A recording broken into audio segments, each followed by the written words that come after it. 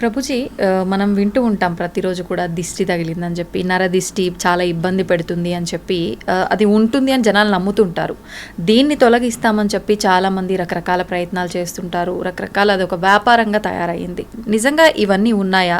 వీటిలో భగవద్గీతలో ఏం చెప్పారు? ఫస్ట్ భగవద్గీతలో ఏం చెప్పలేదు, కానీ ఒక బేసిక్ కామన్ సెన్స్ మీరు చూసారనుకోండి, అసలు దిష్టి తెచ్చుకోవటం ఎందుకు? ఫస్ట్ దిష్టికి అన్నిటికంటే మూలం ఏంటి అని అంటే, మనకి ఉన్నదానికంటే ఎక్కువగా చూపించుకోవటం, లేదా ఉన్నది మొత్తం మనము ఇప్పుడు చూడండి, డెఫినెట్లీ వీ హ్యావ్ టు ఏమంటారు దాన్ని అని అంటే, అతిగా జనాల యొక్క ఆకర్షణ ప్రయత్నం చేయటం అది ఉండకూడదు మనకి. ఎప్పుడైతే మన జీవితంలో ఉండే విషయాలన్నింటినీ కూడా మనం పెట్టేస్తామో బయట, ఎప్పుడైతే మనము సమాజంలో ఉన్నప్పుడు ఒక రకమైన పరిణితి, హద్దు లేకుండా మనం మితిమీరిపోయి బిహేవ్ చేస్తామో, ఎక్కువగా చూపించుకోవాలి అనే ఒక ప్రయత్నం మనకు ఉన్నదనుకోండి, అప్పుడు ఏమవుతుంది అని అంటే, వేరే వాళ్ళ యొక్క అన్నెసెసరీ అట్రాక్షన్, అన్ని కళ్ళు మంచివి కాదు కదండి. కాబట్టి మనకి చెడు వాళ్ళు ఎప్పుడైనా మనకి చెడు ఆశించి మన వైపు ఆ విధంగా చూసారనుకోండి, దాన్ని దృష్టి అని అంటారు. కాబట్టి అది నుంచి బయటకి రావాలి అని అంటే మనకి మెయిన్ థింగ్ ఏంటంటే, మనం ఎంత సింపుల్గా ఉండాలి. ఒకటి ఏంటి అని అంటే, అన్నెసెసరీ అట్రాక్షన్ గెయిన్ చేసుకోవడానికి ప్రయత్నం చేయకూడదు. తర్వాత ఆ దృష్టి మనల్ని ఎఫెక్ట్ చేయకుండా ఉండాలి అని అంటే, మీకు ఒక విషయం చెప్తాను. మనం ఎప్పుడైనా సరే ఇంటి నుంచి వెళ్ళే ముందు భగవంతుడికి ప్రార్థన, మన పూజా ఆలయంలోకి వెళ్ళి, మాకు అందరికీ అలవాటు ఈ విషయం, నాకు తెలిసి ఎంతమందికి ఉందో తెలియదు, కానీ మేమైతే ఎక్కడైనా కార్యక్రమానికి వెళ్తున్నా, ఏం చేస్తున్నా సరే ఫస్ట్ భగవంతుడికి వెళ్ళి, స్వామి ఇది మీ సేవగా ఈ రోజు చేస్తున్నాము, ఈ కార్యక్రమానికి వెళ్తున్నా, మీ దయ ఉంచండి అని చేస్తాం. మళ్ళీ ఇంటి నుంచి రాగానే ఫస్ట్ మనం ఏం చేయాలంటే పాద ప్రక్షాళన చేసుకోవాలి. బయట నుంచి రాగానే పాద ప్రక్షాళన చేసి కాళ్ళు చేతులు ముఖం అంతా శుభ్రంగా చేసుకొని చక్కగా మనం ఆలయాన్ని, మన పూజా మందిరానికి వెళ్ళి భగవంతుడికి వేడుకోవాలి, తండ్రి ఇది ఈ కార్యక్రమం దీనికోసం ఇలా చేసాము, క్షేమంగా తెచ్చుకున్నందుకు థ్యాంక్ యూ. చిన్న చిన్న చిట్కాలు ఉంటాయి. ఉప్పుతో దిష్టి తీస్తూ ఉంటారు. మా అమ్మగారు మమ్మల్ని ఎప్పుడైనా కలిసామనుకోండి, అప్పుడు కొబ్బరికాయతో దిష్టి తీస్తారు, లేదా ఉప్పుతో దిష్టి తీస్తారు. అలా చిన్న చిన్ని కార్యక్రమం, దానికి ఎవరినో ఎంప్లాయ్ చేసి మన దిష్టిని తొలగించడానికి పెద్ద పెద్ద కార్యక్రమాలు చేసి అవన్నీ ఏం అవసరం లేదండి. ఫస్ట్ మనం కొద్దిగా కంట్రోల్డ్గా ఉండాలి. పబ్లిక్లో ఏదో మనం ఇది అది అని చేయడానికి ప్రయత్నం చేయకూడదు. రెండో విషయం ఏంటంటే, చిన్న చిన్న చిట్కాలు, ఉప్పుతో మనం దిష్టి తీసేయచ్చు, కొబ్బరికాయతో దిష్టి తీయచ్చు, అలా నిమ్మకాయ కొన్ని యూజ్ చేస్తారు కదా, మీ అందరికీ తెలిసే ఉంటుంది. కాబట్టి ఆ విధంగా మనం దిష్టి తీసుకునే ప్రయత్నం చేయాలి డెఫినెట్లీ. ఎందుకంటే అన్నీ కూడా పాజిటివ్ ఐస్ అనేవి ఉండవు, నెగిటివ్ ఐస్ కూడా ఉంటాయి, కాబట్టి జాగ్రత్తగా ఉండాలి. ఓకే. అయితే ప్రభుజీ, భగవంతుడి విషయానికి వస్తే, హంగులు ఆర్భాటాలు చేసేది ఇదంతా సరైనదేనా భగవంతుడి విషయంలో? నిజంగా అలా చెయ్యాలి అని అంటే బాగా డబ్బున్న వాళ్ళు మాత్రమే ఎక్కువ ఖర్చు పెట్టి ఇలాంటివన్నీ చేయడానికి వీలు? ఎవరికి ఎంత ఉంటే అంత చెయ్యాలి. అలా అని అందరూ అంతా చెయ్యాలి అని కాదండి. ఎవరికి ఎంతలో చేయగలుగుతారు భగవంతుడి యొక్క సేవ, అలా చేయడానికి మనం ప్రయత్నం చేయాలండి. స్వామి యొక్క సేవ, స్వామికి ఏమి నువ్వు 1,00,000 రూపాయలు ఖర్చు పెట్టకపోతే నా పూజ అవ్వదు అని ఆయన ఏం పెట్టుకోలేదండి. స్వామికి అలాంటి రూల్స్ ఏం లేవు. ఉన్నవాడికి ఉన్నంత. ఆయన ఎక్కడికైనా సరే, ఎంత స్వరూపంలోనైనా సరే, ఆయన ఒదిగి ఉండగలిగిన ప్రేమ కలిగిన వాడు భగవంతుడు. మనకి ఎన్నో ఉదాహరణలు మన శాస్త్రంలో చూస్తాం. వెంకటేశ్వర స్వామి అంత అనంత కోటి బ్రహ్మాండ నాయకుడు, అంత ఐశ్వర్యం ఉన్న వ్యక్తి కూడా మట్టి కుండలో ప్రసాదం పెరగన్నం తింటాడు. తన యొక్క భక్తుడు, పేద భక్తుడికి ఆయన ఇచ్చిన గౌరవం అటువంటిది. కాబట్టి స్వామికి ఏమీ హద్దులు ఆర్భాటాలతో సంబంధం లేదండి. కానీ మిగతావన్నీ హద్దులు ఆర్భాటాలు చేసి భగవంతుడికి ఒకటే హద్దులు ఆర్భాటాలు చేయకపోవటం తప్పు. అర్థమైందా మీకు? కాబట్టి భగవంతుడి దగ్గరికి వచ్చేసరికి ఎందుకు అవసరం అని మిగతావన్నీ ఎక్స్ట్రావగెంట్గా చేశారనుకోండి, అది తప్పు అవుతుంది. కానీ మనకి ఉన్నంత ప్రేమతో భగవంతుడికి పత్రం పుష్పం ఫయంతోయం యోమే భక్తా ప్రయశ్చతి, ప్రేమతో ఎంత చేసినా ఆయన స్వీకరిస్తాడు. ఓకే ప్రభుజీ, చాలామంది చూస్తుంటాం, ఒక కోరిక కోరుకోవడము, కొద్ది రోజులు ఒక దేవుణ్ణి పూజించటము, తర్వాత వాళ్ళు అనుకున్నది నెరవేరకపోతే ఆటోమేటిక్గా వేరే దేవుడి సైడ్ మారిపోవడము, ఎవరైనా అంటే సోషల్ మీడియాలో ఒక దేవుడి గురించి ఎక్కువ ప్రత్యేకంగా చూపించడం వల్ల ఆ దేవుడికి అట్రాక్ట్ అయిపోయి అటు మారిపోవడము, ఇలా రకరకాలుగా చూస్తుంటాం. నిజంగా దేవుళ్ళని మార్చడం అనేది కరెక్టే అంటారా? మనకి ఇవన్నీ ఎందుకు వస్తుంది అని అంటే, నా కోరిక తీరాలి అనే ఒక భావన ఉంది కాబట్టి. ఆ కోరిక నుంచి ఫస్ట్ ఆ మెంటాలిటీ నుంచి బయటికి రావాలి.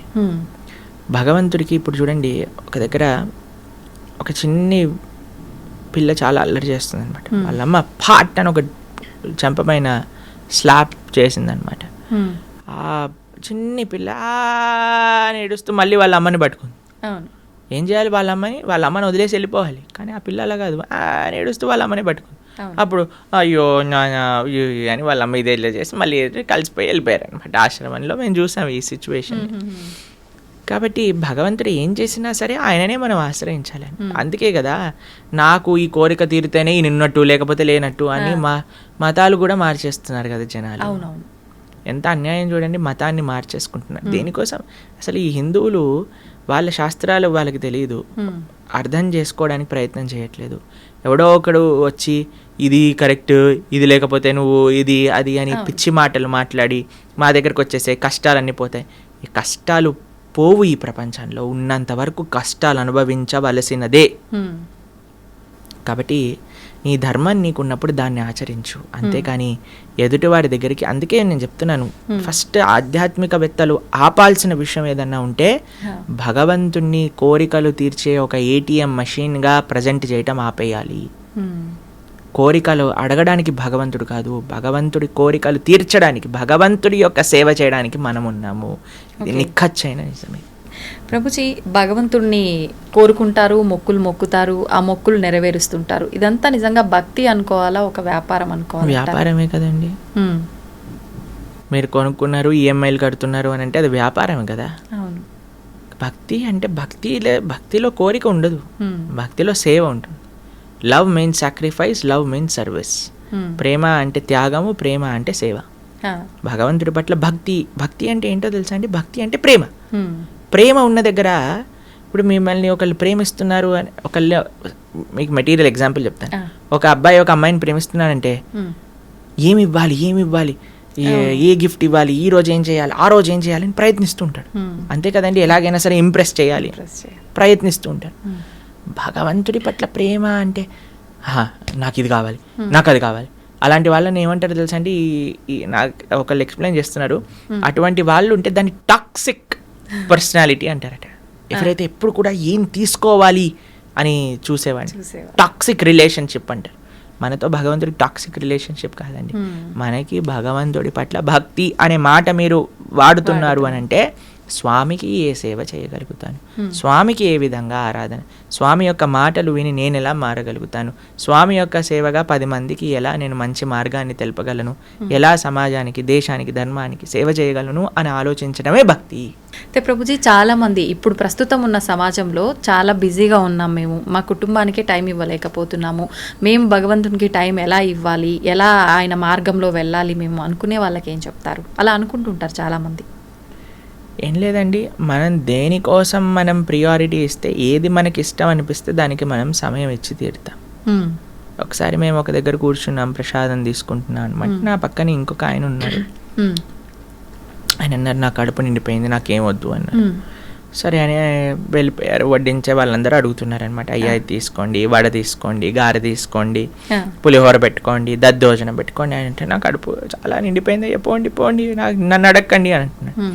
కొంతసేపు అయిపోయాక ఒక ఆయన గులాబ్ జాములు పట్టుకొని వచ్చాడు అనమాట. ఆయన కూడా పాపం ఈయన వద్దు అన్నాడు కదా అని నా దగ్గరికి వచ్చేసాడు.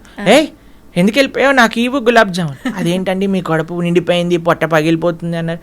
అంటే స్వీట్కి జాగుందిలేండి అని అన్నారు. ఎందుకంటే అరే ఏమైందిరా ఇప్పటి వరకు పొట్టలో జాగలేదు అంటే, స్వీట్ అంటే ప్రభుజీ నాకు చాలా ఇష్టం ప్రభుజీ. ఇష్టం ఉన్నప్పుడు అంత పొట్ట పగిలిపోతున్నా జాగ ఏర్పడుతుంది. ఎందుకు? నీకు ఇష్టం ఉంది కాబట్టి. మనము ధర్మం పట్ల ఇష్టం పెంచుకోవాలి, భగవంతుడి సేవ పట్ల ఇష్టం పెంచుకోవాలి. ఎప్పుడైతే మనకి ఇష్టము అని అనిపిస్తుందో, దేన్నైతే మనం ప్రయారిటీ అనుకుంటామండి దానికి సమయం ఏర్పడుతుంది. దేన్నైతే మనం జీవితంలో ముఖ్యము అని అనుకుంటే దానికి సమయం ఏర్పడుతుంది. కాబట్టి భగవంతుడు ముఖ్యము, ధర్మం ముఖ్యము, సేవ ముఖ్యము అని అనుకుంటే ఆ భగవంతుడు ఆ కాలస్వరూపంలో మనకి దానికి సమయం ఇస్తాడు. ఓకే. నాకు ముఖ్యము అని అనుకోలేదు అనుకోండి, అప్పుడు సమయమే మనకు కనిపించదు. అంత సమయం ఉన్నా వాట్సాప్లు చూస్తున్నా, ఇన్స్టాగ్రాములు గంటలు గంటలు చూస్తున్నా, టీవీలు చూస్తున్నా మనకు అనిపిస్తుంది నాకు భక్తుడికి సంబంధము లేదు, సమయం లేదు అనిపిస్తుంది. కానీ ఎప్పుడైతే నాకు అది ప్రియారిటీ అవుతుందో అప్పుడు ఎంతైనా సరే మనం దర్శించవచ్చు, చూడవచ్చు అన్నమాట. ఓకే ప్రభుజీ, చాలామంది జీవితంలో నిత్యం ఎన్నో ఇబ్బందులు వస్తుంటాయి, ఒత్తిళ్ళు వస్తుంటాయి. ఈ ఒత్తిళ్ళని తట్టుకోలేక అసలు నాకు ఈ లైఫే వద్దు అని చెప్పి అసలు దైవ మార్గాన్ని వదిలిపెట్టి అన్ని రకాలుగా ఎటైనా వెళ్ళిపోతా అనే ఒక ఆలోచనలోకి వెళ్ళిపోతుంటారు. అటువంటి వాళ్ళకి ఏం చెప్తారు మీరు? ఈ ప్రపంచంలో మనమే ఒత్తిడి తీసుకుంటున్నామండి. ఇప్పుడు మీకు ఇందాక మనం మాట్లాడుకుంటున్నందుకు ఎంత ఒత్తిడి మనం తీసుకోవాలో అది మన పైన ఉంటుంది. సంబడి ఈజ్ ఫోర్సింగ్ కూడా అనుకోండి, ఎవరైనా మనల్ని ఇంత ఒత్తిడి నువ్వు తీసుకోవాలి అని అంటే అప్పుడు మనం ఒక చాయిస్ చేసుకోవాలి. మీకు ఒక విషయం చెప్తాను. ఒక వీడియోలో మేము మాట్లాడాం, రాత్రి త్వరగా పడుకొని త్వరగా లేవటం వల్ల మీ ఆరోగ్యం బాగుంటుంది అని. అప్పుడు కొంతమంది అన్నారు, మరి నైట్ డ్యూటీ సంగతి ఏంటి అని. ఇప్పుడు చూడండి, మనకి ఆరోగ్యం కావాలా, మనకి ఏం కావాలి అని మనం ఫస్ట్ డిసైడ్ చేసుకోవాలి జీవితంలో. అరే నాకు ఒక సుఖవంతమైన జీవితం కావాలి. సుఖవంతం అంటే హద్దులు ఆర్భాటాలు ఉండాల్సిన అవసరం లేదండి. మన కుటుంబంతో స్పెండ్ చేయడానికి మనకు సమయం ఉందా, మన ఆరోగ్యాన్ని మనం జాగ్రత్తగా చూసుకుంటున్నామా, ధర్మాన్ని చేయగలుగుతున్నామా, భక్తిని చేయగలుగుతున్నామా, ఒక సింపుల్ లైఫ్, ఏదైతే బ్యాలెన్స్డ్ లైఫ్, ఆరోగ్యంగా కుటుంబంతో సమాజం కోసం ధర్మం కోసం ఉండే ఒక జీవితం, అది మన లక్ష్యం అనుకోండి, మనం దానికి తగ్గట్టుగా ప్రయత్నం చేస్తాం. అవును. మనం ఏం చేస్తున్నాము అని అంటే ఒత్తిడి పెంచేసుకుంటున్నాం మన పైన. ఇప్పుడు ఇందాక మనం ఒక ఎగ్జాంపుల్ చెప్పాం, మన గ్రైండర్ తిరగటం. అప్పుడు ఏం చేసిందంటే ఒకసారి మేము అలా చేస్తుంటే మా అమ్మగారు చెప్పారు, దాన్ని ఫస్ట్ పక్కన పెట్టు, కొద్దిసేపు వాడకు, చల్లారని, దాని తర్వాత మళ్ళీ గ్రైండ్ చేయి, అప్పుడు వస్తుంది. అప్పుడు ఫ్యాన్ వేసి చల్లార్చడానికి పెట్టేస్తాం, అదొకసారి చల్లార్చాక మళ్ళీ గ్రైండ్ చేసేస్తాం. అంతే కదండి. అవును ప్రభుజీ. మనం ఎప్పుడైతే ఆ ఒత్తిడి అనేది మనం ఫీల్ అవుతామో we should take a break. Permanent break కాదండి. చాలా మంది అనుకుంటారు అయిపోయింది ఇంకా నా జీవితం వేస్ట్ అని. కాదు, ఒక టెంపరీ బ్రేక్ తీసుకో. ఒక దగ్గరికి వెళ్ళు, ఒక ఆశ్రమానికి వెళ్ళు, ఒక క్వైట్ ప్రదేశానికి వెళ్ళు, ఫోన్ కట్ చేసేయి, నీతో నువ్వు గడుపు, ఒక మెడిటేషన్ చెయ్యి, నామజపం చెయ్యి, ఒక ఆశ్రమానికి వెళ్ళి సేవ చెయ్యి. ఎప్పుడైతే నువ్వు ప్రపంచంలో ఉండే కష్టాలు ఎప్పుడైతే చూస్తావో, మా ఆశ్రమానికి వస్తే ప్రతిరోజు అక్కడ అన్నదానం జరుగుతుంది. అక్కడ ఎంత పూర్ పీపుల్ అంటే వాళ్ళు కేవలం నెల రోజులలో అన్నము ఒక పప్పు చేసుకుంటే వాళ్ళకి చాలా పెద్ద విషయం అన్నమాట. అలాంటి పేదరికం ఉన్న ప్రదేశానికి వెళ్ళి నువ్వు ఎప్పుడైతే వాళ్ళకి ప్రసాదం పెడతావో వాళ్ళు ఎంత ఆనందంగా ఆ కూర చూసి, ఆ చపాతీని చూసి, ఆ స్వీట్ చూసి వాళ్ళకి ఎంత ఆనందం వేస్తారే, ఈరోజు ఇన్ని రకాలు వచ్చాయా అని చూసినప్పుడు మనకు అనిపిస్తారే, నాకు తినడానికి ఎన్ని రకాలు తిన్నుంది, ఎంత ఆనందంగా నేను ఉన్నాను అని. వేరే వాళ్ళ దుఃఖాలు మనం చూసినప్పుడు మన దుఃఖాలు దాంట్లో చిన్నగా అయిపోతాయండి. నిజమే ప్రభుజీ. Thank you Prabhuji. నిజంగా చాలా మంచి విషయాలు తెలియజేశారు, అద్భుతమైన సమాచారాన్ని మాకు అందించారు. మళ్ళీ మరొక మంచి ఎపిసోడ్లో తప్పకుండా మీతో మాట్లాడి మంచి మంచి విషయాలు తెలుసుకునే ప్రయత్నం అయితే చేస్తాను. ధన్యవాదాలు ప్రభుజీ. హరే కృష్ణ మాతాజీ. హరే కృష్ణ.